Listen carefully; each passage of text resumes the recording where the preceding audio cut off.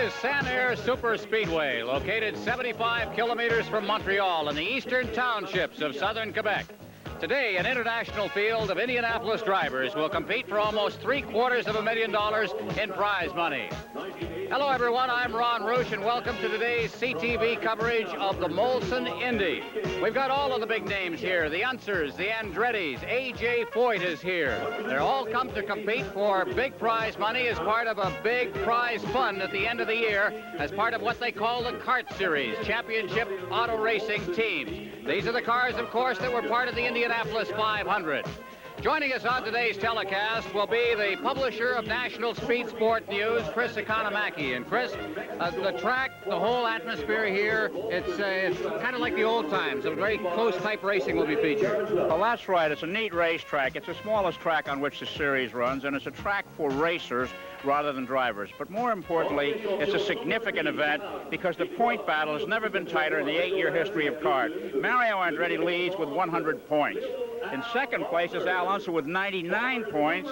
Emerson Fittipaldi is third with 97 points, and Al Unser Jr. is fourth with 92 points. And when you think you get 20 points for winning, and then a point if you set the fastest time, and another point for leading the most laps, this race could really have a bearing on who the national champion will be when the series is over. And there's a lot of money next to the national championship. About $1 million will be distributed at a banquet in Miami the first week in November. All right, well, another point of view, of course, at this race will be from the pit area, and handling all of our pit commentary is Brian McGorman. Brian?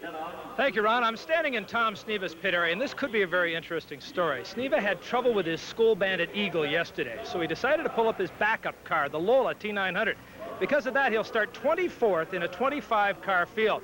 This isn't new for Sneeva. He's done it before, charged from the back all the way to the front. He did it in 1980 at the Indianapolis 500, starting 33rd, finishing second. He did it this year in Milwaukee, where he started last and ended up finishing second. He'll try to do it again today. This is what he calls his kind of track, a tight circuit, lots of traffic. They don't call him the king of the oval for nothing. Ron? Thanks very much, Brian, and we are anxiously awaiting the start of the Molson Indy 1985, and we'll be back with the start in just a moment. Brian McGorman at Sanair. Let's take a look at the grid for this 1985 Molson Indy. On the pole, Bobby Rahal, who for the second year in a row takes the pole in record time. Rahal, a fine road racer before coming into Indy, and now he is on the pole here for the second straight year. Joining him on the front row of the grid from Medellin, Colombia, is Roberto Guerrero, driving a March as well. He blew his engine an hour and a half before qualifying yesterday, and then turned in the second fastest time. He's a former Formula One driver. On the second row of the grid, you take a look there at car number 61, Arie Luijendijk of Holland, driving a Lola, and he, born in Holland, but makes his home now in Heartland, Wisconsin. He won last year's Bosch Super V Series. Al Unser Sr., also on the second row, a three-time Indy winner, won the 24 Hours of Daytona this year.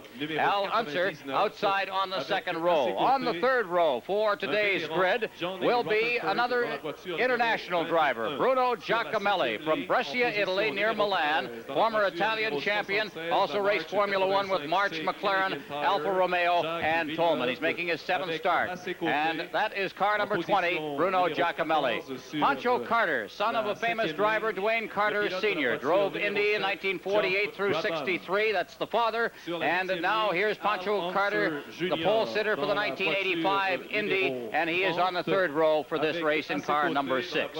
On row 4, there is the Indy winner, Danny Sullivan. Spin and win Danny, they call him, after he spun out and then came back to beat Mario Andretti and win this year's Indianapolis 500. Joining him on the fourth row will be the fellow that he beat at the Indianapolis 500, one of the all-time great motor racing drivers, the Formula One champion, along with races in almost every category, Mario Andretti. So Andretti joins Danny Sullivan on the fourth row of the grid in car number 1.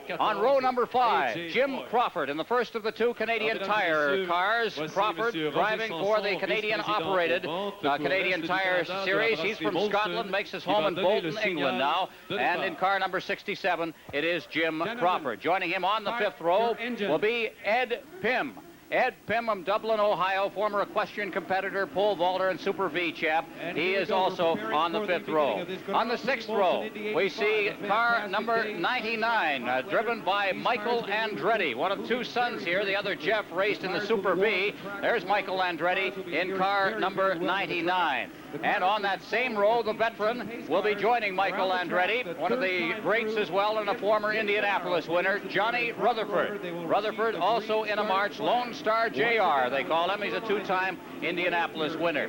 And on row number 7, we'll be looking very closely at car number 76, driven by Jacques Villeneuve from St. Cuthbert, Quebec, very near here. Won his first race ever at Elkhart Lake. He finished 3rd at Lexington, Ohio last week, and he's now 7th in the overall standings. And joining him will be Jeff Brabham in row number 7. So they are firing up their engines now here at Sanair for the start of the Molson Indy 1985. And Chris, you look at this field, you look at the tight nature of the circuit, and I think we're in for a lot of action. Well, I would think so. The speed the drivers have been turning in is truly remarkable for a small track like this. Ray Hall's record lap was at 146.830 miles an hour, new track record, as you said. That reflects only 20 and 2/10 seconds to go all the way around this racetrack.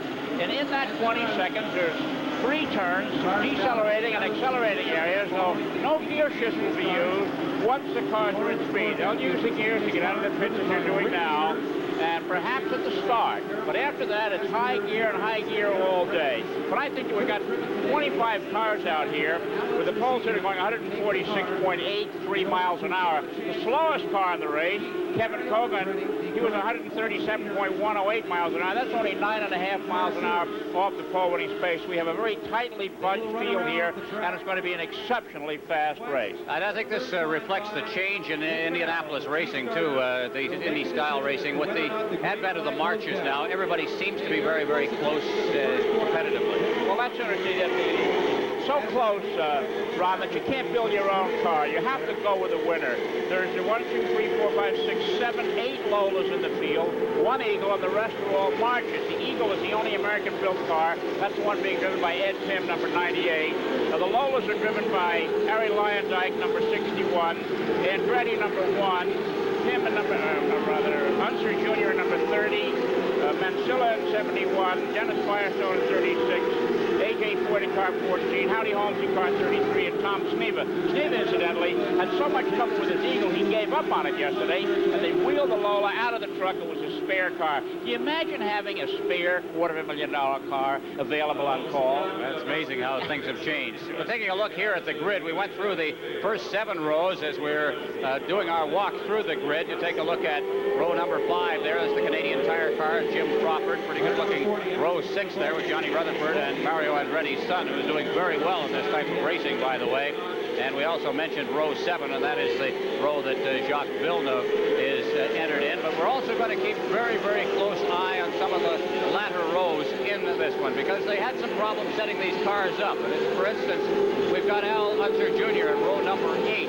We've got A.J. Foyt further back in the field. Tom Sneva right at the very back. It's interesting that they had so much trouble setting up for this circuit. You know, no one seems to understand why. They were here a year ago and had no problem getting set up. The only difference really in the track is that there's a cement wall along the main stretch to replace that steel rail that was so tough on Rick Mears when he hit it.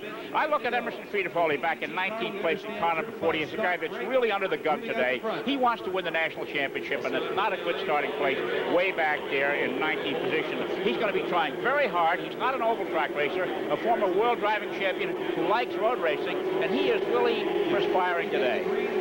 And the problem, of course, is as we get set now for the start, the pace car has come into the pit. We're coming down to the start-finish line now, and we'll be looking. There's the green flag, and they are off and racing. And moving out in front is Bobby Rahal, but he is cut off on the front row by Roberto Guerrero, who has taken the lead. So it is Guerrero in front, followed by Bobby Rahal, racing down that back stretch. That is almost a flat-out turn at the back there, and some of the drivers are driving it flat out, but there's Guerrero in car number 9, and he is in front, followed by Rahal, and then Al Unser is in 3rd place. You know, Bobby Rahal was clearly the fastest in every single practice session. The yellow flag is out. The pace car is on the track, and the only action I can see is one of the Molson balloons has fallen down. On the back straightaway over there.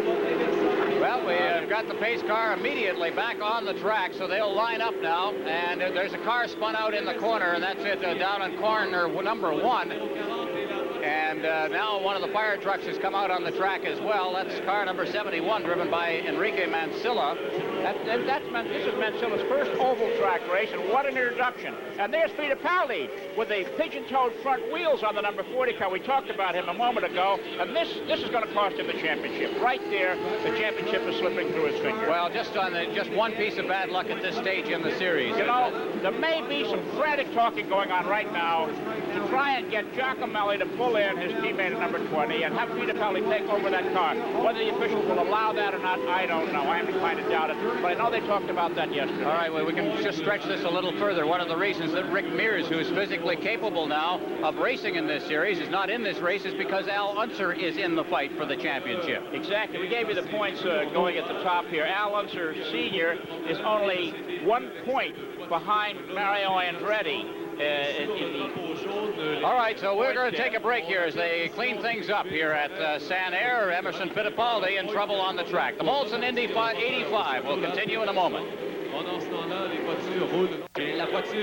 We're about to go back to racing here. They have gone 8 laps on the yellow, and they're just about to restart. Roberto Guerrero will be in front, and Bobby Rahal is going to give it a shot right off the top to get back in the lead, but he is shut down on turn number 1. So it's Guerrero, Rahal, and Al Unser, Harry Luyendijk, Pancho Carter, and Mario Andretti, and at this moment, the car of Jacques Villeneuve is in 12th place, and the other Canadian Tire car of Jim Crawford is in 13th place. Guerrero and Rahal are pulling away from the field, Ron. They seem to have the cars just set up right for this rookie racetrack.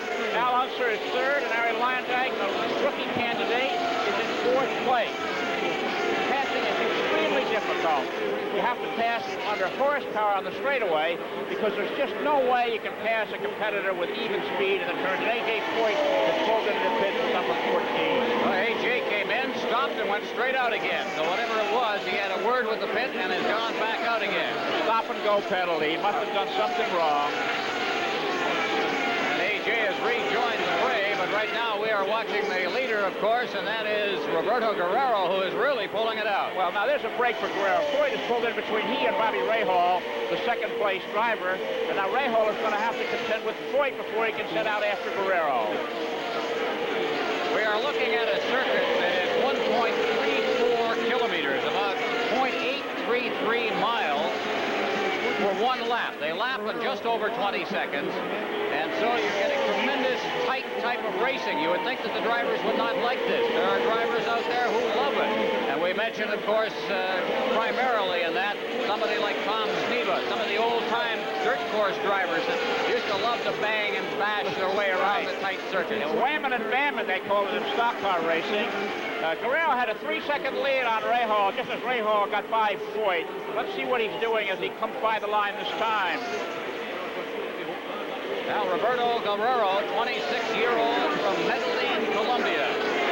Guerrero has stretched that lead to over 4 seconds. He is really on his way. His wife is expecting a child any moment, and he wants to get something for the baby's nursery here. Well, the young fella is just 26 years of age, started racing in karts at the age of 12, as so many of those South American drivers did, and the European drivers did, and he has carried this through. He was 3rd at Indianapolis this year. He was 2nd at Indianapolis in his debut in 1984. He is a terrific driver. He shared those Rookie of the Year honors, by the way, in 1984 with Mario Andretti's son, Michael. At 20 laps, Guerrero has 4 3/4 seconds lead. But now the interesting part is going to come up. In about 3 more laps, Ron, Guerrero is going to be in traffic. And that's when the test will come. And whether Rahal can take advantage of Guerrero being held up as he laps the tail end. Coming up with Gary Bettenhouse at the tail end of the field now. All right, well, we're seeing A.J. Foyt back in the pits again, and they're looking at the front end of his car as we continue to watch Guerrero. Rahal is 2nd, followed by Al Unser. Harry Luyendijk is in 4th place. Now he has dropped down a notch, and Pancho Carter has now moved up into 4th place, 7 seconds behind the leader.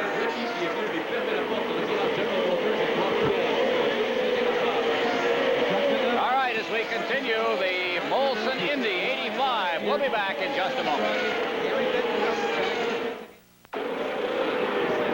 There's our leader, Roberto Guerrero, who currently leads by 3.4 seconds. And Bobby Rahal has tightened a little bit up. They've gone into traffic now. And so, as you said, Chris, you're going to see what an international driver can do on the tight circuits, because there are drivers that just have difficulty on these circuits when they're very good on the road circuits.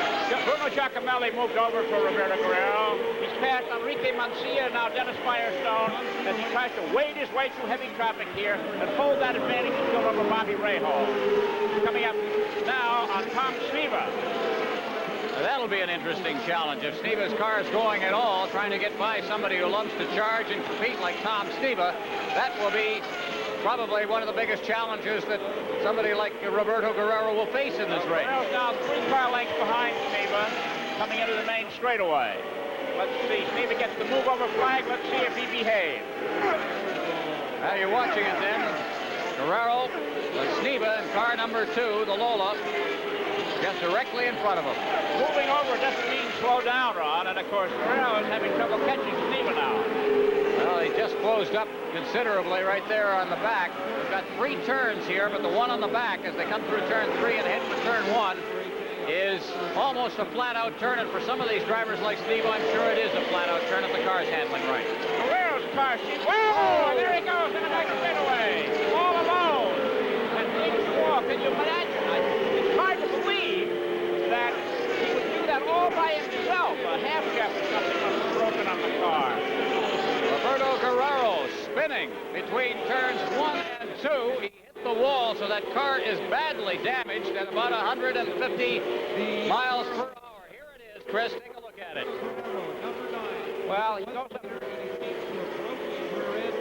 He got awfully wide there. He got wide in the loose stuff, as we call it at Marbles, and he overcorrected, did an inside spin, a wrong way spin. He's still okay on this replay. Now he got hung it on there, but he let the car go around, and here's another angle of it, I guess. A tough break for Roberto Guerrero. He had the car was so right for this racetrack today, particularly in turn 3. And they are right on the edge. There he goes again. Well, he was trying to catch Tom Sneva. He never did. He just lost it on the back between 1 and 2, and eventually he hits the wall back there, and that will spell the end of today's racing for Roberto Guerrero. There will be no miracles. He's pulling into the pits at this moment, and he's going to head it straight to the garage area. The wing is badly bent. There you see it. He's having trouble handling it, of course.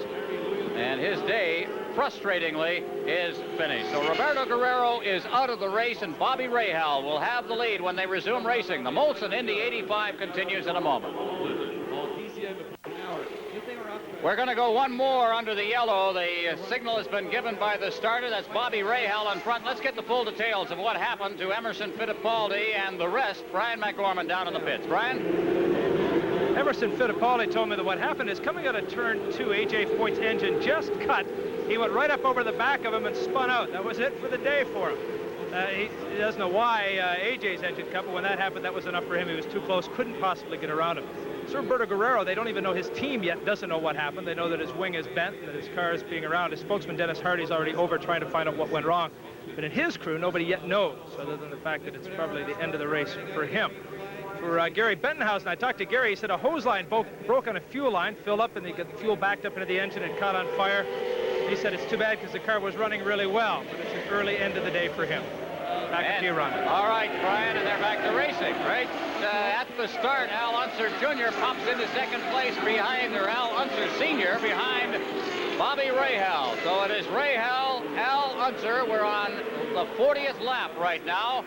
And back to racing. We've had our share of yellows to start this one. And now Rahal has the track to himself, which is what he likes. Nobody in his way, nobody in his mirror, and he'll be turning to fast lap time. And Al Unser Sr. in the yellow car will be trying to cut that advantage down, and the traffic is rather heavy. Oops, a spin down in turn 1.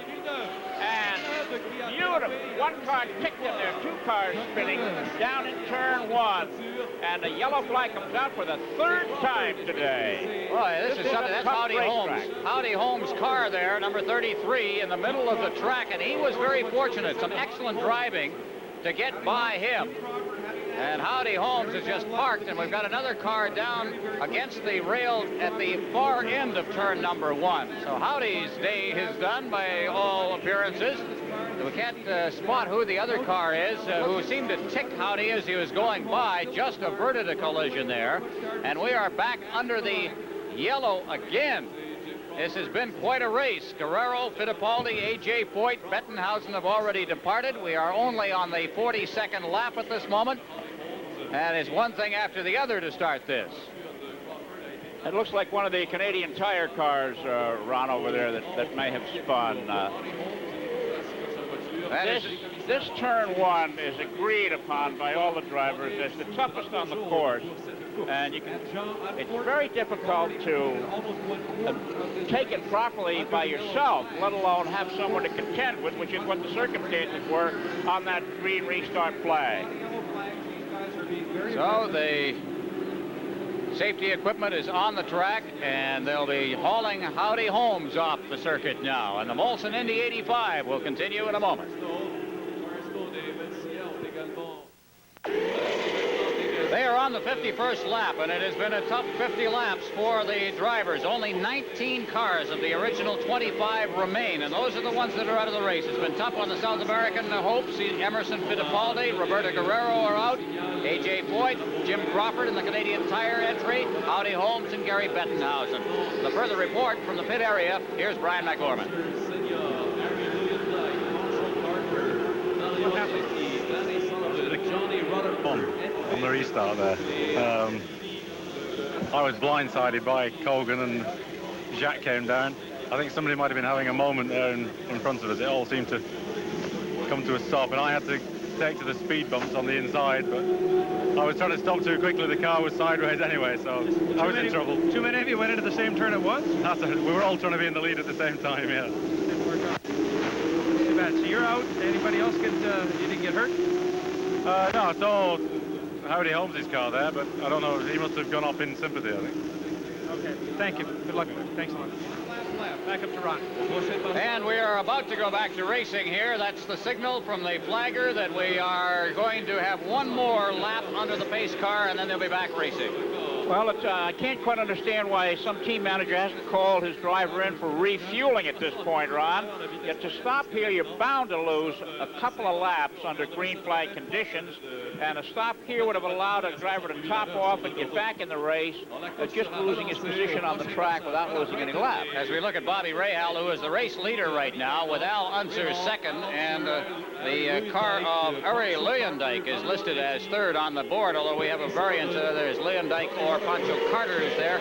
But the thing that's been interesting is they now are going to go back to racing, and Rahal will open it up again. Unser following in that car number 5. Leeuwendyk is making a good move to try and get into third place, but he was shut down there, and will continue to race in fourth place. This is a kind of a track that is right for Al Unser and Pancho Carter when the traffic is heavy. Rahal, as long as he stays out by himself, is going to be hard to catch and pass. But when it gets to be traffic for Rahal, it may be another story. Well, Pancho Carter is in third place, followed by Leeuwendyk right now. And we're watching Jacques Villeneuve, who currently is racing in ninth place, so he's moved up considerably from his start position. And now we've got one of the Graco cars, that's Michael Andretti pulling off, so we've got another retirement. And we got a great battle going on for third place. Rahal leads, Al Unser is second, and now Pancho Carter and Uri Leeuwendyk are having a private battle all their own back here. Carter and Leeuwendyk passing and repassing one another as Rahal opens up the interval.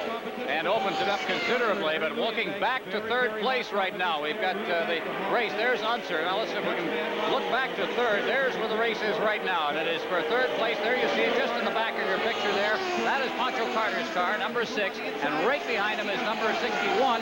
That is the car of Uri Leeuwendyk.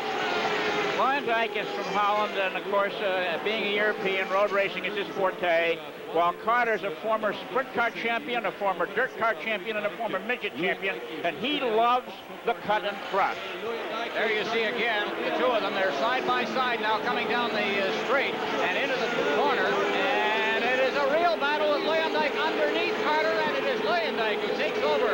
Great battle there in turn number 1. They say that you have have to do your passing here on the straight in front of the grandstand and into turn 1. So you've got to get that good line coming out of turn 3 and down that straight and set yourself up for the pass on turn 1. Lyndike showed some brass there going in under cover like that. Tried to stay with him to force him down, but he wouldn't give up. He's a racer. So there is the battle for third place, but it continues to be Bobby Rahal carrying a 1.3-second lead over Al Unser, with Carter and Lyndike battling for that third spot. Right now, Lyndike in third place. Here's our leader, Bobby Rahal, who won his first race just last weekend. He is an excellent road racer, had great success. As a matter of fact, raced here at Sanair a few years ago in the Atlantic Formula Series on a different circuit here. They have a road circuit out behind this course, and he goes way back to the days when Gilles Villeneuve and K.K. Rosberg, they're all racing. Danny Sullivan, they're all racing on the Formula Atlantic Series, and where are they all today? Many have advanced to stardom, various race courses around the world. So there is our leader right now. That is Bobby Rahal, in front by a second and a half over Al Unser, with Harry Lyndike in third place and Pancho Carter fourth. Molson Indy 85 will continue in a moment.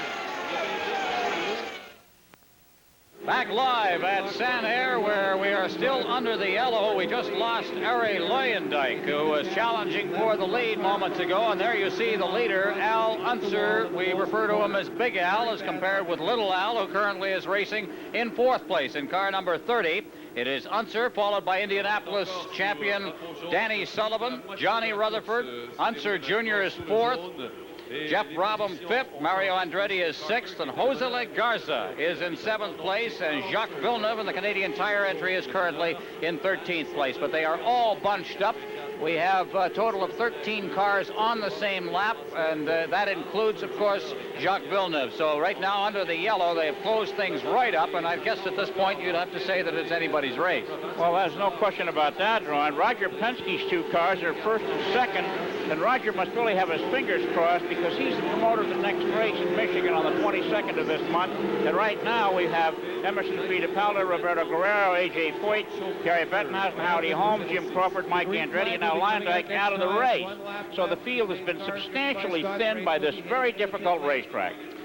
And we continue under the yellow as they have just cleaned up the debris for Lyndike, whose car is now off the track, and we should be going back to racing any moment now. The flagger is getting set to drop the green if everything is in order as they turn around car turn 3, and the green flag is out, and here they come. Let's watch Danny Sullivan down low and Unser up on top as they go into turn 1. Unser takes the lead and maintains it with Sullivan second. Rutherford is in third place. So the teammates now, one after the other. And the two Penske prepared cars racing 1, 2, and both of them racing, of course, for the overall championship here in the Indy Series.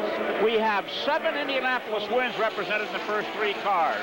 Unser and Rutherford are 3-time winners, and Sullivan is this year's winner. And down in the 5th spot, of course, we've got Mario Andretti as well. So some great names are out there racing head-to-head here as we've sorted out this field, and it always seems to come up with the veterans up at the top. Well, Bobby Rahal, who dominated the event in the early stages, is back deep in traffic and having his troubles there right now with Enrique Mancilla trying to pass him, which he does going into turn 1 on this very fast 8.33-mile racetrack with its 3 corners. The fastest corner, turn 2, seems to be the one that everyone has no trouble with, but turns 1 and 3 have been another story here at Sanair today. We have been watching very closely the performance of Tom Sneva in this race, and Sneva at this moment has moved from dead last in the pack up to 8th place. Now this includes, may I say, what we managed to count, at least 6 pit stops. He's been doing it on yellow flags. He pulls in, he's in there for 10 seconds, has a small adjustment, back out, doesn't lose a lap, pulls in behind, and then suddenly when they go back to racing, he seems to be able to move up through the pack. And currently, he is now he is in 11th spot, so he lost some positions in this last shuffle here. So he has dropped back now, and he's just ahead of Pancho Carter. But you're looking there at the race for the lead. Unser on top, followed by Danny Sullivan. Unser in that very familiar yellow car. Sullivan second in car number 4. You know, it's the two-way radios that are used in this form of the sport. It's sort of sad because it's really interesting to know what Roger Penske is telling Danny Sullivan right now about his effort to climb by leader Al Unser. Penske, as I said earlier, owns both these cars, and he doesn't want Danny Sullivan to put both the cars out.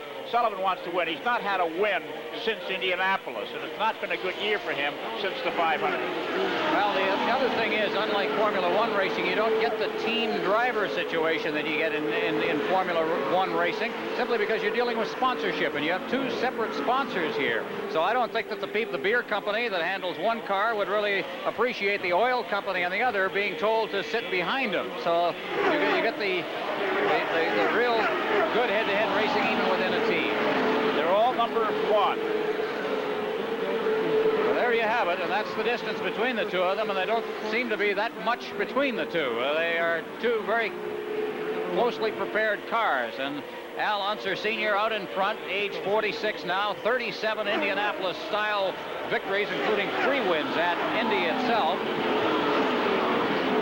The way this race has run, Ron, the pit stops were all made at about 80 laps by the contenders, and that means that they'll only have to make one more pit stop unless there's emergencies that crop up. So it's going to be a real race to the end.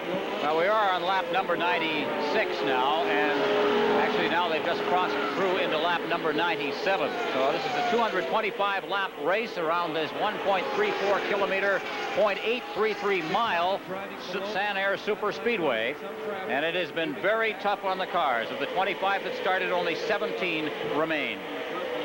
300 kilometers is the race distance and almost 700,000 Canadian dollars.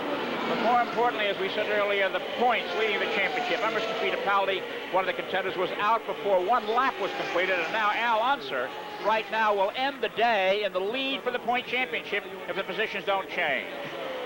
And trying to do something about that as you see him right at Unser's tail, his teammate. We see them now come by. That is Danny Sullivan in second place. Sullivan the winner here last year. Bobby Rahal, who has set the standards as far as qualifying here, is currently shuffled back in the pack, and at this moment Rahal is racing in 8th place. Jeff Brabham in the number 7 Tours car is moving right up there. You know, this Molson sponsored event has really got the beers participating. Now we're getting the two leaders coming through some slower traffic, but having no difficulty at all as they come through that, and there they are, number 1 and number 2, and that's Rutherford right behind them. So there's 3 of them, all very close, 1, 2, 3, separated by half a second as they lap at an average speed of around 150 miles per hour. They tell me that on that back fastest part of the course, they are traveling at that point and coming into turn number 3 at about 175 miles per hour.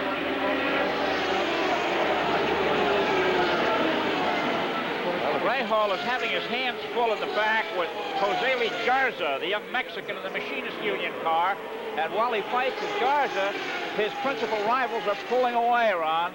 Rahal wanted to make it 2 straight. He hasn't had the best of seasons this year either.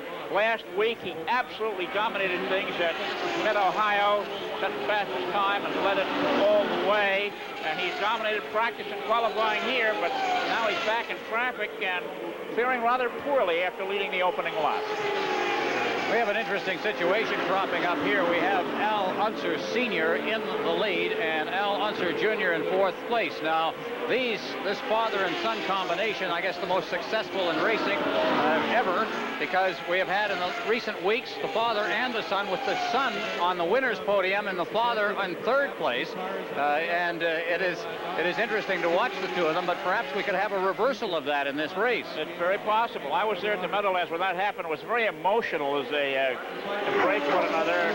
The people in New York City saying their first Major League Auto race since the Vanderbilt Cup races in the mid-30s. Really impressed with the performance of the Unser's father and son. It also happened in Cleveland, where little Al Unser Jr. finished 1st, and Al Unser Sr. was 3rd in that race as well. So that's I'm sure, quite an emotional sight. And they continue to be a 1-2-3 situation with just 1.2 seconds separating as we look at Al Unser Jr. right there. Little Al, who has had wins at the Meadowlands, Cleveland, 2nd at Portland and Pocono, and 4th in Mid-Ohio. He is a qualified driver in the kart series. There's no question about that. A great deal of talent. He made the transition from dirt oval tracks to the pavement tracks by going to the Can-Am series, where he drove a Chevrolet rear-engine sports car. It was an overnight sensation, and he won the championship there. Then he went to Super V's, and he won the championship there. So his schooling for this series has been very correct, very proper, and he's gotten high marks all the way along. And there's the father, speaking of high marks, in front. An idea of the speed with that low-level camera shot as they speed right by the pit area. And there you see our leader. He has 0.8 of a second lead. Does Al Unser on Danny Sullivan, his teammate. The Molson Indy 85 continues in a moment. The top 4 cars here at the Sanair Super Speedway are separated by 2.8 seconds, with the leader, Al Unser Sr., followed by Danny Sullivan. Johnny Rutherford is in 3rd place at this moment, and car number 7, driven by Jeff Brabham, is 4th. And down in the pit area right now is Brian McGorman. Brian? Thank you, Ron. I've got Ari Leondijk. Ari, you had a problem. What happened? Well, after the pit stop, when I rejoined the race, and the race went under green again, on the first time coming into turn 3, the left front wheel came off the car, and there was nothing I could do. I felt the vibration, so I did already lift off, and I braked a little harder than I used to, and then the front wheel came off, and I couldn't get it to stay on the track. You hadn't bumped with anybody or hit anything before that? No. Going into turn 1 at the restart, it looked very close with Manzilla, but we never touched wheels, so it just came off. Things like that happen, huh? Well, it's happened before with quite a few people this year, and unfortunately it happened to us now. At a bad time, you were in contention at that point. Yes, we were running 3rd, and I was challenging Al Unser before the pit stop, so we were running really good this weekend. Unfortunate. Bad luck for you, Eric. Okay. Thank you. Back to you, Ron. There's your leader, Al Unser, right now on top. Danny Sullivan 2nd. Okay, Unser's got some traffic in front of him, Ron. He's going to have Bruno Giacomelli first, and then Kevin Kogan. And right behind is Danny Sullivan, about 200 yards back. Apparently, Unser's car, as it burns off its fuel, gets better and better on this racetrack. But passing in traffic is not easy. We'll see whether Sullivan will be able to use that to reduce the interval. And the fellow that he'll be trying to lap 4th car down the line is Tom Sneva in car number 2. So we'll be watching Al Unser as he starts to thread his way through the traffic right now. He's on the back stretch at 175 miles an hour, right about that spot of the track, the circuit, the 1.3-kilometer circuit here at Sanair, the eastern townships of Quebec. And they've all come here to race on a tight, tough circuit. And the one thing about kart racing, as they call the Championship Auto Racing Team Series, is that you race on all types of circuits, from the airport at Cleveland to the beautiful road circuits of Mid-Ohio and Lexington, and to the ovals such as Phoenix and this track, and of course in Milwaukee as well as the Indianapolis Speedway. So it is the guy who eventually winds up as a champion in this series, as Mario Andretti did last year, is the champion of all circuits. Mario Andretti likes the series because it demands breadth. For example, Michigan, Indianapolis, 200-mile-an-hour racetracks, tremendous speed, road courses. Some of them are wanted under 100 miles an hour. Now Unser is right on the back of Giacomelli, and here comes Danny Sullivan in the red and white Miller number 4. Well, watch him then, that STP car of Giacomelli. You might think it looks familiar to you. You saw it a couple of years ago in one of the greatest Indy 500s ever, with Gordon Johncock driving it for Pat Patrick. It seems kind of funny to see somebody behind the wheel in car number 20, but it is now Bruno Giacomelli as time passes, and Johncock, of course, retired at Indianapolis this year. So number 20 is just ahead of our race leader, Al Unser Sr. Now, right now, Danny Sullivan has picked up a full second on leader Al Unser. So there, Danny Sullivan is just off the picture to the right, moving in on him as Al tries to figure out how best to go about passing Bruno Giacomelli. He doesn't know Giacomelli too much. Giacomelli's only raced twice on the kart circuit this year. He doesn't have a mental book on him. He doesn't know him. He doesn't know his nuances, what he does and how he goes about it. So Al Unser's a very smart driver. Right now he's studying Giacomelli, and he's going to have to put up with Sullivan. And when he gets it figured out, he'll make a move on Bruno. Giacomelli, of course, from Italy, is just joining this team now. He has not driven every race in this series and is making a rare appearance, if not his first appearance, on an oval. He is a Formula One driver. Had some success in Formula One racing with a number of teams. know, they think he's Irish in some parts of the country because they call him Jack O'Malley. From Brescia, Italy, which is near Milan, and he's driven in Formula One for March and McLaren, Alfa Romeo, and Tolman. This is his 7th start of the year. Brescia has a great history of racing in Italy. It's where the Mille Miglia used to start. The 1,000 miles to Rome and back. One of the really traditional great road races of the world. It's going to be renewed next year for some of the older cars on the open roads. They're going to bypass the superhighways of the autostrada of Italy and renew the race on the same old road. Well, Giacomelli, as you see him right there, and he is just ahead of Unser right now. And Unser continues to lead, and his lead on Danny Sullivan is 0.3 of a second. There's Unser. He's having his problems. He's not getting set. You have to look, as Chris just said, you watch. You've got Kogan, number 18, 2 ahead of him, so you're not only dealing with one car, although you deal with them one at a time, but you've also got to worry about the second car ahead. And in the pits right now, that's Dick Simon, who is the oldest driver in kart racing right now. Right behind Al Unser is Denny Sullivan and Jeff Brabham, who disposed of Johnny Rutherford to move up to 4th place. And he's going to be a factor in this race before the checkered flag wave. 1.9 seconds separating the first 4 now, from Unser to Sullivan to the car of Jeff Brabham and then to Johnny Rutherford. And then it's back to 4.3 seconds behind for Al Unser Jr., who is in 4th place right now. And for those watching, Jacques Villeneuve is currently in 9th place. He is the only Canadian Tire car left in the race. Jim Crawford, of course, out in that accident early on. You know, it's interesting to watch the competition there. We've got Tom Sneva, Kevin Kogan, and Bruno Giacomelli out there, and they're running as fast as the leaders. Unser has not been able to really put a move on those guys, and Sullivan can't catch Unser either.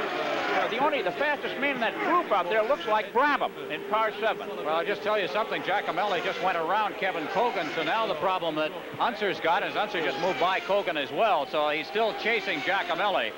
So it is still Giacomelli in front of the race leader, and he doesn't want to find himself lapped, so he is trying to hold him off as best he can, and he's doing a pretty good job so far. Here's Jacques Villeneuve right now, and as we mentioned, Jacques is in 8th place right now. He is 10.8 seconds off the lead. Oh, it's amazing the interest it's shown in Villeneuve here, being a local. Down in the garages before the race, there's half a dozen people around each car, and you get to Villeneuve's pit, and there's 200 people standing around the car. Well, a local hero, and he has had a lot of ink, of course, for his success this year. Again, watch the Unser car, prepared by Roger Penske, and Penske has been coming to the province of Quebec for years. He has been racing at Le Circuit as Danny Sullivan, also in a Penske-prepared car. We can remember the days when he was bringing javelins up to Le Circuit in the Trans Am Series and putting on shows in the pits that people couldn't believe at that time, especially in sports car racing. The 10-second pit stops that he was registering. He had one time years ago. Penske had a 4-second pit stop. And there's Tom Sneva. Currently, he is a back marker in this one. Sneva, at this moment, is in 12th place, 22 seconds off the lead, and he's just not getting the car racing the way he would like to have it race, despite the number of pit stops that he made earlier on. Well, now there's a clear field here in a sense for Unser. Tom Sneva's about 10 car lengths ahead. It's not a factor. And the 3 leaders are just each about 6 car lengths apart. And Mario Andretti comes into the pits. He's looking for that national championship, too. This is Andretti's second scheduled pit stop. Well, we're looking at Giacomelli there, and right behind him is Kevin Kogan, and he's getting the blue flag, which is that was a flag that was just handed out to Sneva because Unser wants to pass him. They the blue flag to get over, and he did. He let him go. That's the move over flag. You don't have to obey it, but they're telling you to look in your mirrors is what basically they're saying, and don't get in his way. Now Unser's got a clear field. And we've got a yellow flag Miller's out. trying to get by Sneva on the inside there. And Giacomelli has spun out in turn number 1, and that's why the yellow flag has gone out. So Giacomelli, there he is, and it looked like he was slowing up as they were starting to go by him, and he seems to have run into some problems, and now we have the crews on the track to attend to him, and it looks like they'll just push him down to the side. It doesn't appear that there's too much damage to the track. So the yellow flag is out right now with Al Unser leading, followed by Danny Sullivan, and we're going to get a rash of pit stops, and we'll be back. The Molson Indy 85 will continue in a moment. Now watch the pit stop because this will determine who leads now. To the back, he's gone.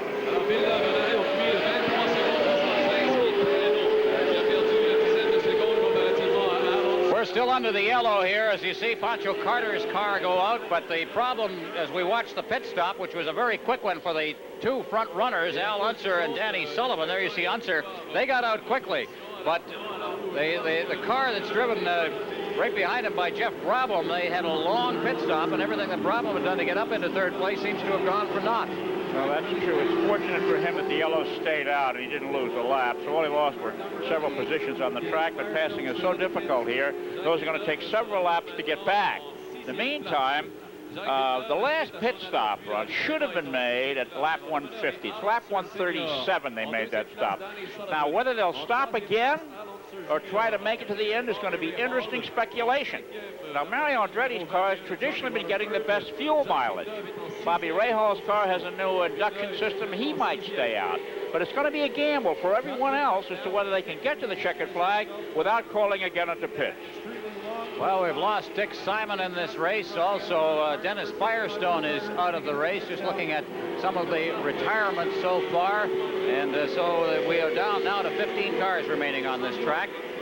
And so they're, as we look at Al Unser, a little more spread out. And a chance to do some real racing out there. So Al Unser in the lead. He is followed by Danny Sullivan. And in third place right now is Al Unser Jr. So that situation we were setting up of a first and third in reverse is currently holed out right now. And there's the car driven by Dennis Fires, or rather a correction, by Jeff Brabham out on the track right now. And there, the green flag is back, and they are back to racing. As now we will keep a close eye here on Jeff Brabham as he tries to thread his way back through the pack. And again, we look at the leader. Danny Sullivan has taken the advantage over there and has passed Al Unser Sr. In the meantime, Mario Andretti, to keep from getting a lap down his head, if there's another yellow flag now, Andretti would go around and get the better part of that lap back. Meantime, the other Penske car, Danny Sullivan, has taken the lead. Car number 30 just coming through your screen is the car of Al Unser Jr., but there you look now at the second place car, Al Unser Sr. Danny Sullivan is now in first place, and Unser Sr. is in second place. So we've had a little bit of a battle going on between the teammates right now. A not-so-friendly rivalry, of course. They have separate pit crews, separate managers. The only common thread in this is the overall direction of Roger Penske. The paycheck comes from Penske Racing. There you see Danny Sullivan, who put on a show at Indianapolis, the likes of, I guess, nothing anybody had ever seen. He spun, managed to get back in the race, and the thing that I thought was probably even more important than surviving that spin was the fact that he went back and passed Mario in exactly the same spot that he had spun on earlier to get the lead and go on and win the Indy 500 this year. I don't know whether he stopped at the pit for fuel or to get some ice water in his veins. There's number 71, driven by Mancia. Mancia is from Buenos Aires, Argentina. You know what's amazing, John, is the speed that almost everyone is traveling at. No one driver seems to have it on the field. If you can get out front, you just stay there. And Mario Andretti is directly in front of Danny Sullivan, the leader. And Sullivan is finding it hard put to pass Andretti. And in front of Mario Andretti is Jose Garza, and he's maintaining that interval. All these cars are within a very small difference of the same speed. Which is great, of course, if you're a fan of just hard-nosed racing, because they make it very, very difficult, and you just have to go to work if you want to pass somebody. You see Mario in car number 1, which is symbolic, of course, of the defending kart champion. And second is Sullivan. Sullivan, who raced also in Formula 1 before coming back to North America to a great deal of success in Indy racing.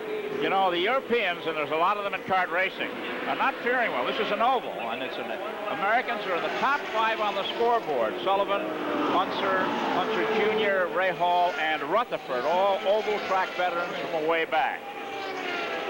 All right, so we're looking in at Danny Sullivan.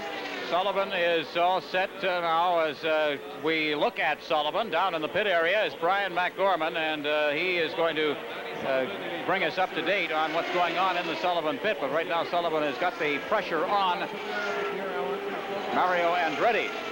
Sullivan currently leading this race by 1/3 of a second over his teammate, Al Unser Sr. Again, the retirees from this race include Roberto Guerrero and Emerson Fittipaldi very early. A.J. Foyt is out. Gary Bettenhausen, Howdy Holmes, Jim Crawford in one of the Canadian Tire cars.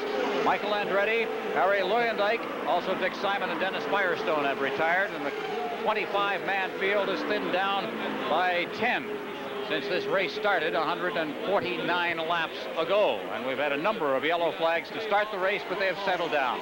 Now down to Brian McGorman. Thank you, Ron. But you were talking before about Danny Sullivan's car and the pit stops. Well, Sullivan was originally planning to come in before the yellow came out, but because Brabham was so close to him, they held him out on the track. Finally, they brought him in under the yellow and got him out in plenty of time. But before they brought him in, when I talked to their crew, they said they had planned one more pit stop after that. So whether they stick to that now or not, that may answer your question. They're still planning on one more pit stop to make it through this race. All right, Brian, thanks very much. And that's an interesting development because on this track, I think, with the gear ratios and so on they use, I think there's a tendency to expend more fuel than perhaps on the Indianapolis Speedway or on some of the other bigger circuits. That's true. The end result of the gear ratio would probably be second gear in Indianapolis. It'd be interesting if Brian could go down and check with Al Unser's pit and see if they plan another pit stop. And there we see Danny Sullivan just got by, I think, our friend Mr. Mario Andretti, and he is now a lap down, and we have a total of 7 cars on the same lap. So 7 remain on the same lap, separated by 14.7 seconds down to Ed Pym in car number 98. And Jacques Villeneuve currently is in 4th place. So Villeneuve just 6.7 seconds off the lead now and moving up steadily.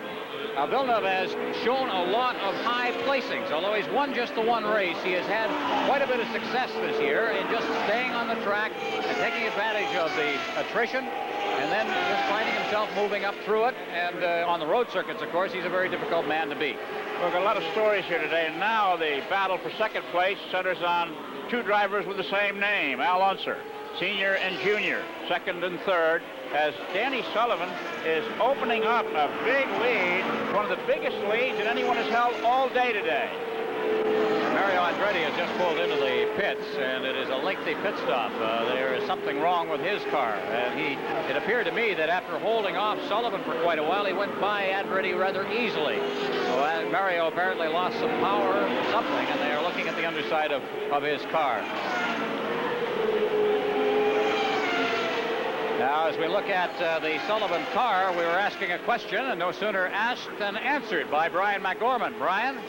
Well, we told you that Sullivan was planning one more pit stop. The word from Unser's crew is no way. They're going to go the distance. They're going to try and make it all the way home without another pit stop. So that could be the difference in the race. We'll have to see. Ron? Okay, Brian, and I'll tell you, we talked about the fact that there is not a team's concept in terms of the 2 cars out there, and one's going to finish ahead of the other. Total difference in team philosophy, too. But it's also, you never know whether you're being told a straight story or not either by these guys. They wonder about whether you're going to go down pit road and spill that to somebody else. So sometimes they tell you what they want you to hear rather than what the real story is. Well, we will see. But right now, there's Danny Sullivan, who plans one pit stop. We know that for sure.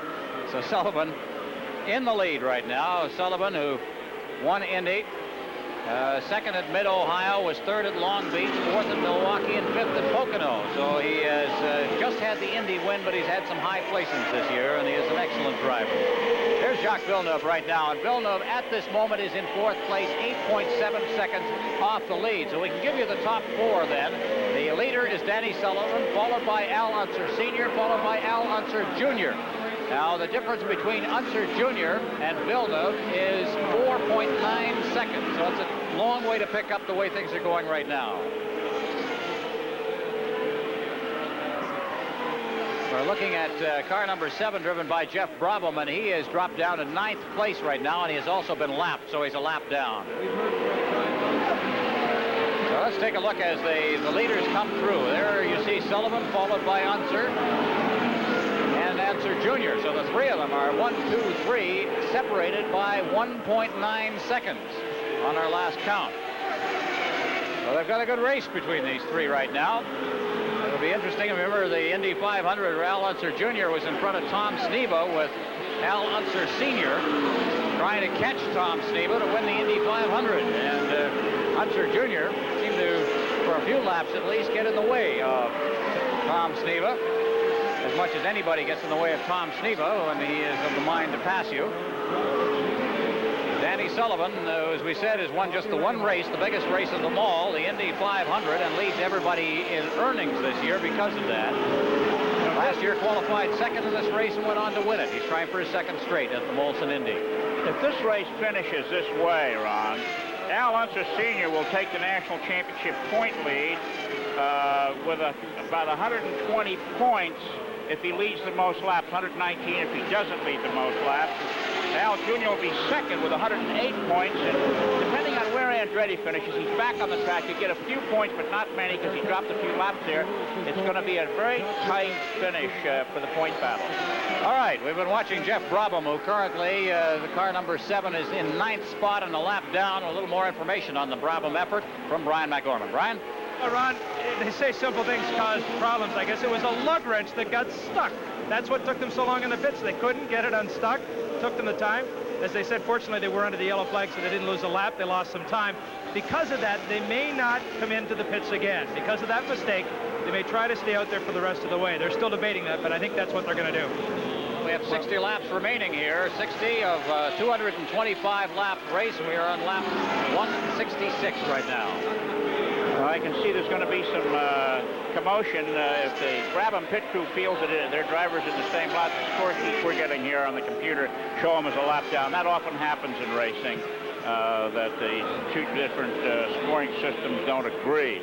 But the official scoring system shows him a lap down. The pit apparently believes he's in the same lap. If he wasn't the same lap, looking at him on the racetrack, that would put him in, let's see, 1, 2, 3, 4th place.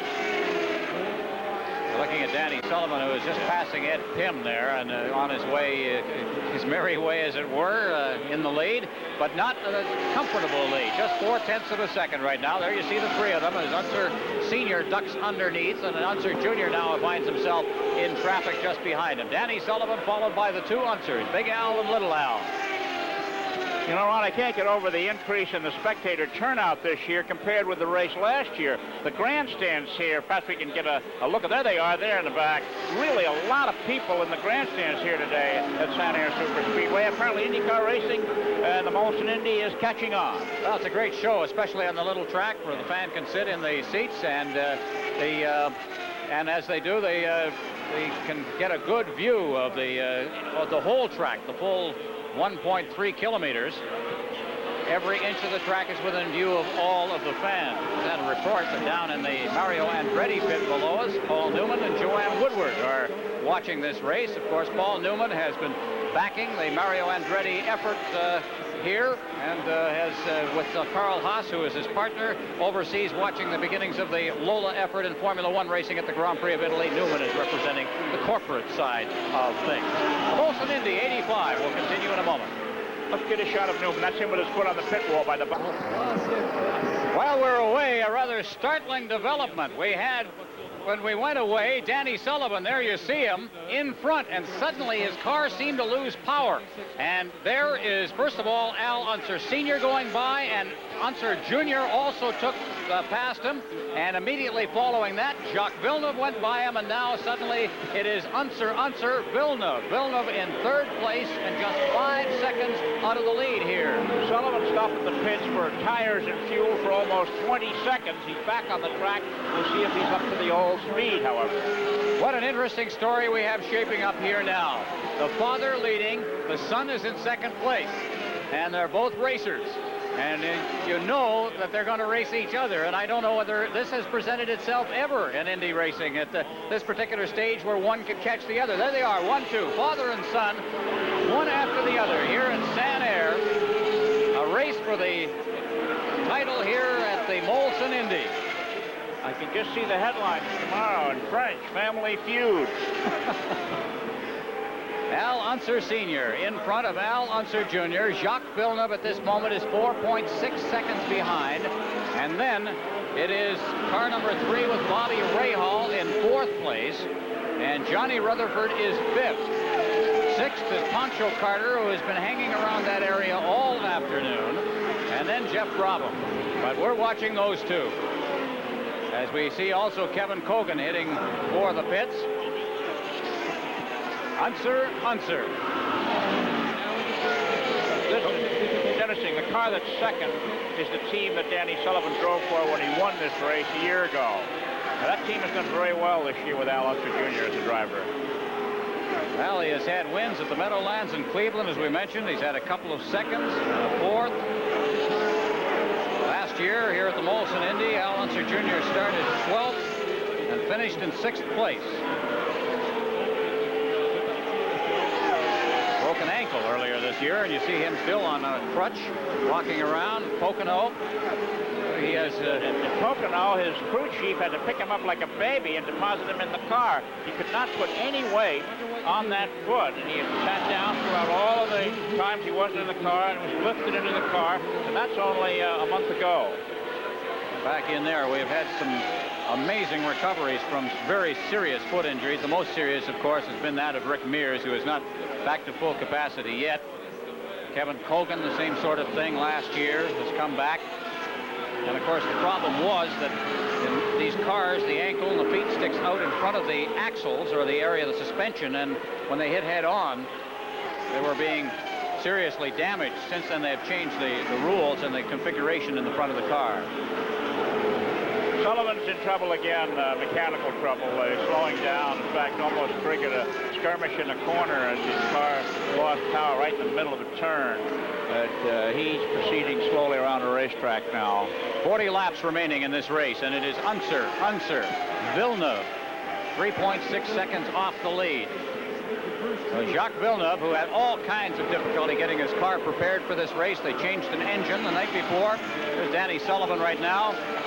Just the car not performing well. You can see it. It just doesn't have that type of snap that it had in the turns and so on. And it may have been he was out of position. Now, the groove here is quite narrow. When you get out of the groove, it's quite slippery, as Roberto Guerrero found out earlier. And he was out of the groove there. That may have been his problem. You can just see around the track here, if you watch the black lines in the corners, this track is 60 feet wide, but there's only about 12 or 14 usable feet in the corners. And for many of the veteran drivers, they love it that way. They love that tight racing. That's Danny Sullivan just ahead of Unser right now, and Unser is going to go by him, as is Little Al, who is driving car number 30, ducking down underneath and swooping through, or trying to get around, and it was Sullivan who shut him down. Now I wonder what Sullivan's role will be right here with Little Al right behind him.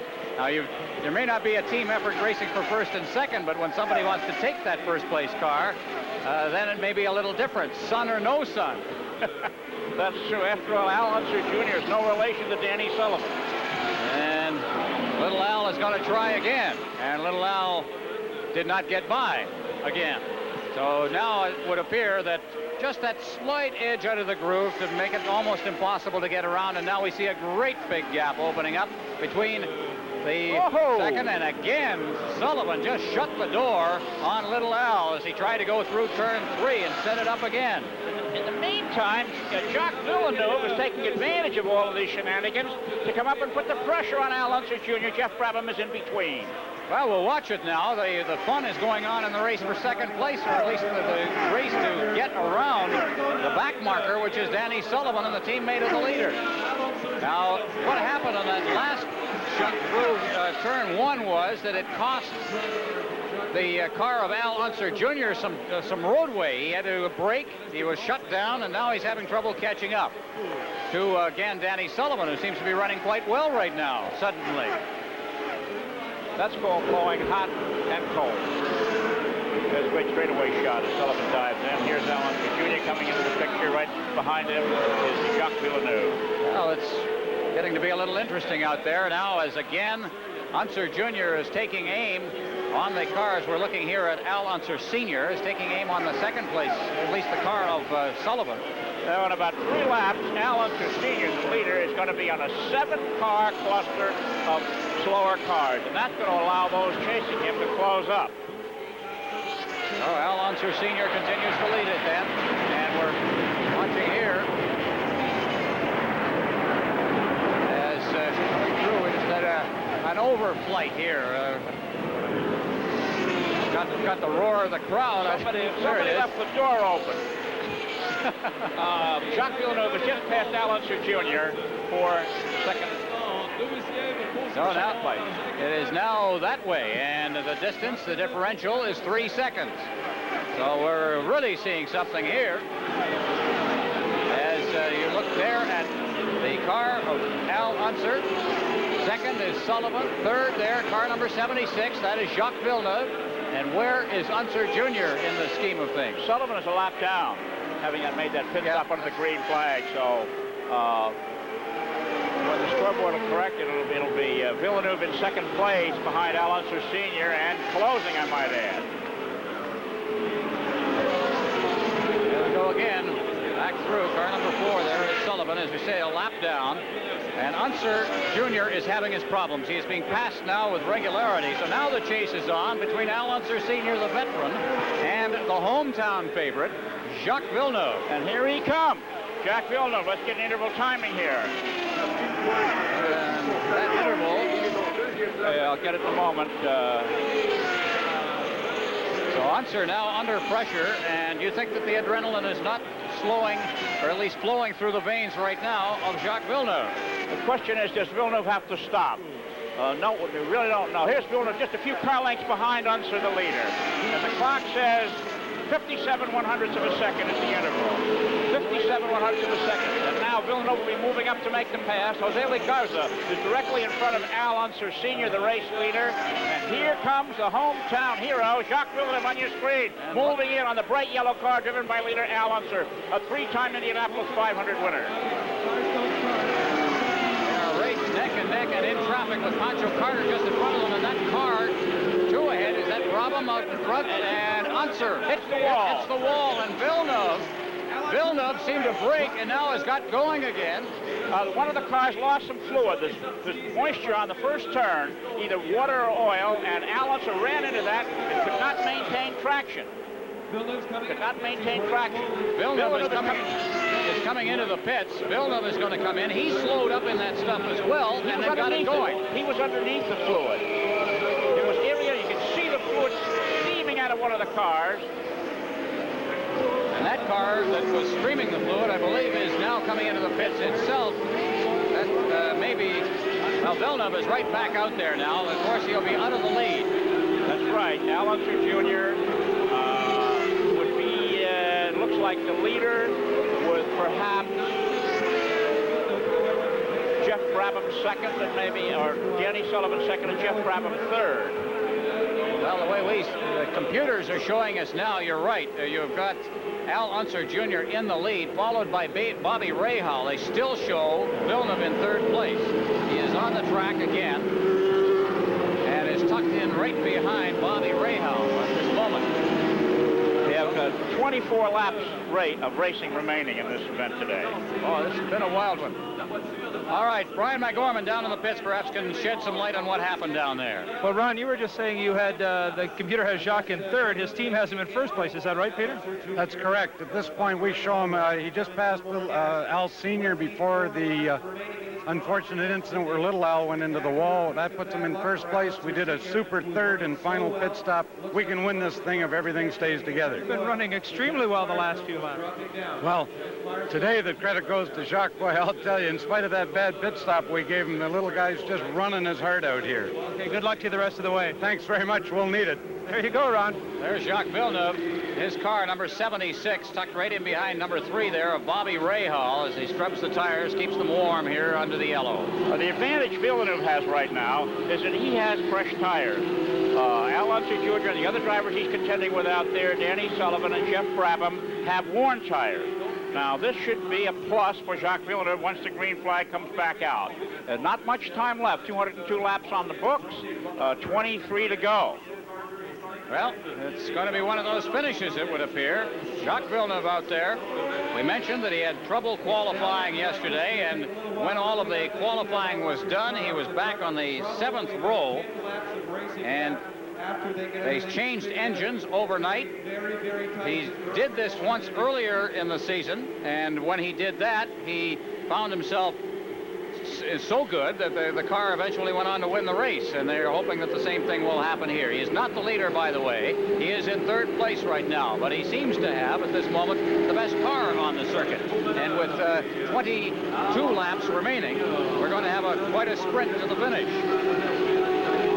And it makes us think back to the Grand Prix of Canada a few years ago, 1977, when Gilles Villeneuve, his brother, came to Canada not having won a World Formula One championship race, and he went on to win that race, passing Jody Scheckter and then going on and winning the race to the great excitement, of course, of the fans, and also, of course, to go on to a great career before he was killed in Belgium a couple of years ago. So Jacques Villeneuve currently is there in third place. We can recap. We are on the 204th lap at this moment.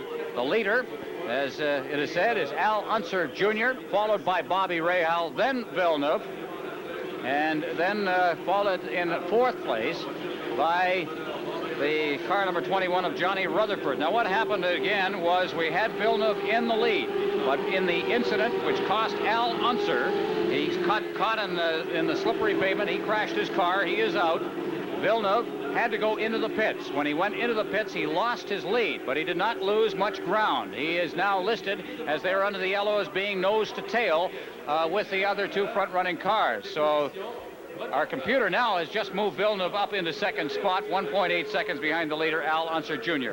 So that is the situation right now, and we're going to take a break here under the yellow. Molson Indy 85 will continue in a moment. Behind him, and he seems to have a little bit of more power than Rahal. So we're watching a sprint to the finish right now. We're into the final few minutes of racing here. Less than 20 laps remaining at 20 seconds a lap. So we're going to see a tremendous dice here for the finish with Jacques Villeneuve trying to win in front of his own fans. Now there you see it. The blue flag has been shown, and there goes the two of them.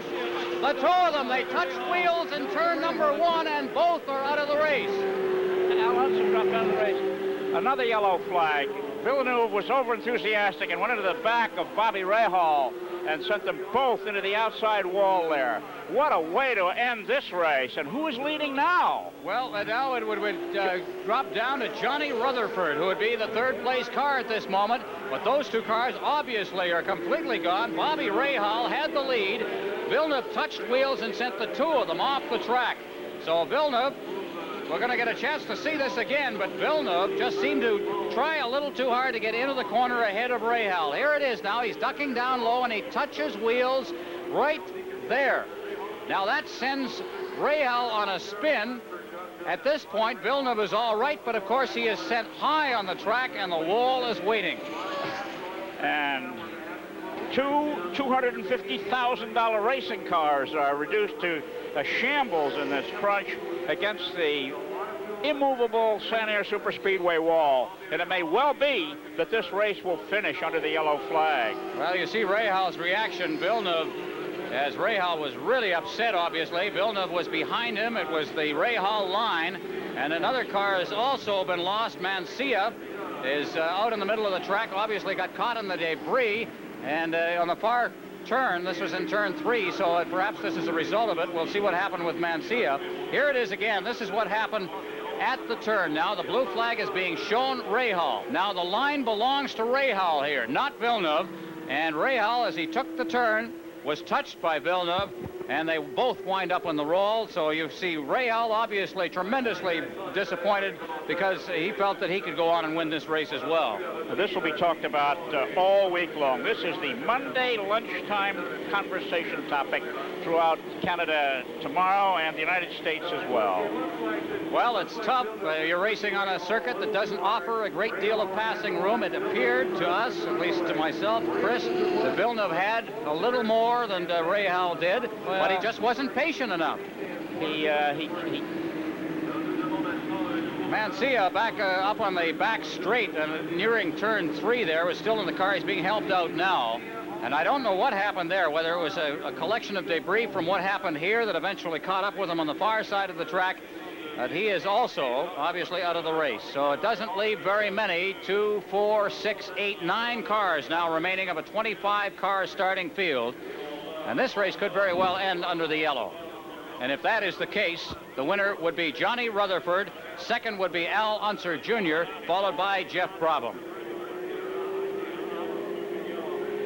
And the ambulance out to pick up Mancia. And if we don't know, we were so concentrating so much on what happened between Rahal and Villeneuve that Mancia on the far side of the track obviously crashed into the wall or the guardrail, and he is in more difficulty than the other, who crashed more spectacularly in turn 1. An incredible afternoon we have had here.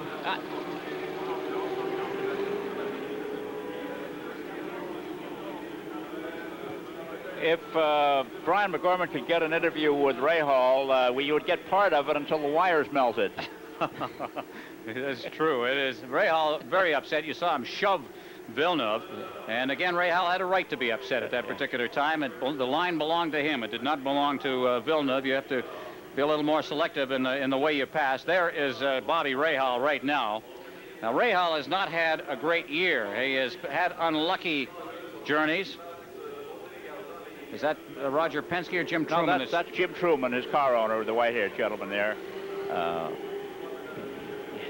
Walking home before the race is over, as many have done today, Ron. This has been a tough day on equipment, and man, this racetrack is a tough racetrack, as we said at the outset, and they're finding out now how really tough and how expensive. Look at the parts all over. These cars are pretty strong, but they've been left in a pile of junk here. 13 laps to go, and I can't see them getting this cleaned up in time to put the green flag out again. I'm sure we've seen today's race, all we're going to see of it now. And Mancia obviously has been hurt in the collision on the other side, so he is being helped to a stretcher. So Mancia, the 27-year-old from Buenos Aires, Argentina, is in his first Molson Indy here.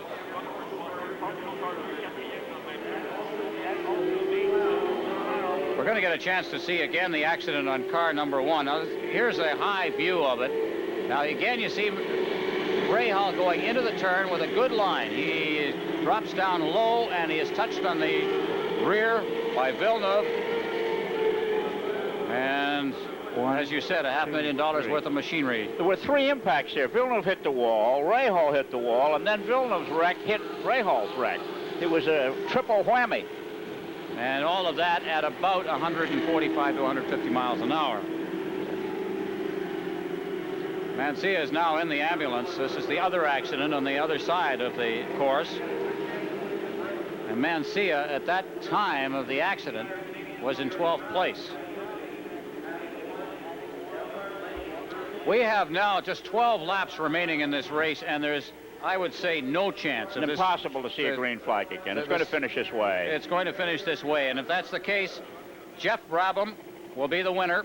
It will be followed by Al Unser Jr., and then Johnny Rutherford will finish in 3rd place, followed by Johnny Rutherford in 4th place. Let's correct that again. The leader showing on our board now is still...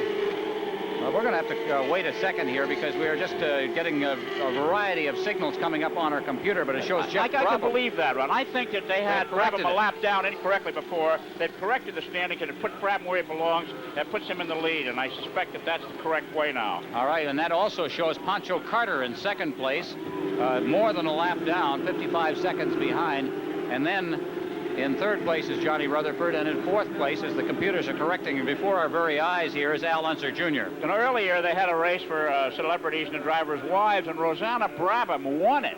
And Jeff Brabham had told her, he said, look, keep your foot off the brake and keep it on the gas. And she says, I'll do what I have to do. You do what you have to do. And it looks like the Brabhams, husband and wife, are going to have a big day here at Sanair today. Jeff Brabham, the son of Sir Jack Brabham, the builder of one of the finest racing car teams, the man who brought the first rear-engine car to Indianapolis years ago. And there are only 9 cars remaining on the course right now as they continue to travel around on the yellow. Another 2 laps have completed. So let's recap it then. This race is, for all intents and purposes, over. And when it comes down unofficially, and we're going to have to put it at unofficially because there seems to be a variety of opinion as to who is the leader, whether it's Johnny Rutherford or, in fact, Jeff Brabham. But at this point, then, it is Jeff Brabham, Pancho Carter, Brabham in that Coors Silver Streak car is the leader, followed by Pancho Carter, Johnny Rutherford, Al Unser Jr., and that is Danny Sullivan, who is a lap down. That's a team victory. Braverman Carter drive for the same car owner, Rick Gallus of Albuquerque, New Mexico. All right, so from Sanair in the eastern townships of Quebec, we've had quite an afternoon here, and a rather saddened end for both Bobby Rahal and, of course, the hometown favorite, Jacques Villeneuve. From Sanair, this is Ron Rouge for Chris Economaki and Brian. Insight in